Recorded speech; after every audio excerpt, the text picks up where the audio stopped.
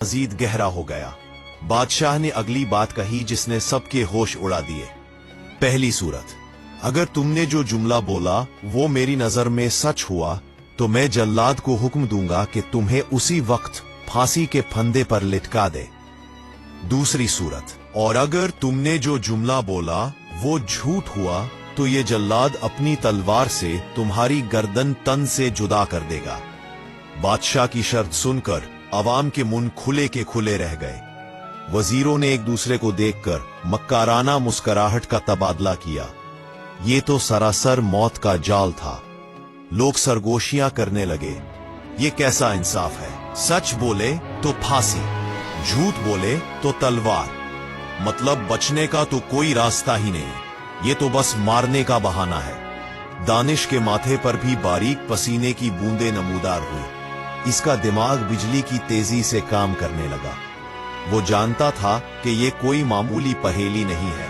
अगर वो कहता है आज मौसम गर्म है, जो कि सच है, तो बादशाह कहेगा सच है, इसे फांसी दे दो। अगर वो कहता है मैं बादशाह का वफादार हूं, जो कि झूठ है, तो बादशाह कहेगा झूठ है, इसकी गर्दन उड़ा दो। सुल्तान जावर ने कहकहा लगाया, क्या हुआ दानिश्वर, तुम्हारी जुबान को ताला क्यों लग गया? मैं तुम्हें सिर्फ 1 मिनट देता हूं। अगर तुम खामोश रहे तो जल्लाद तुम्हें गूंगा समझकर वैसे ही टकरे कर देगा। वक्त तेजी से गुजर रहा था। जल्लाद ने अपनी तलवार को एक बार फिर हवा में लहराया और फांसी के फंदे को दुरुस्त किया।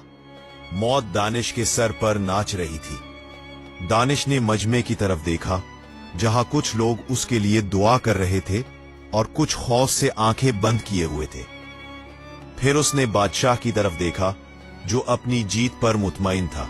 अचानक दानिश के चेहरे से घबराहट गायब हो गई। उसकी आंखों में एक ऐसी चमक आई जो किसी भी तलवार की धार से ज्यादा तेज थी।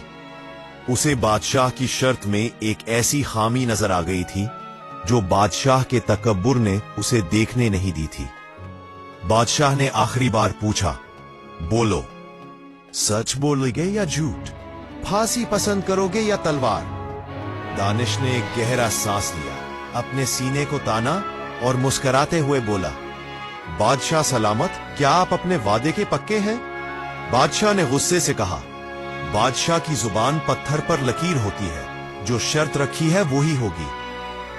दानिश ने कहा, तो फिर सुनिए मेरा जुमला।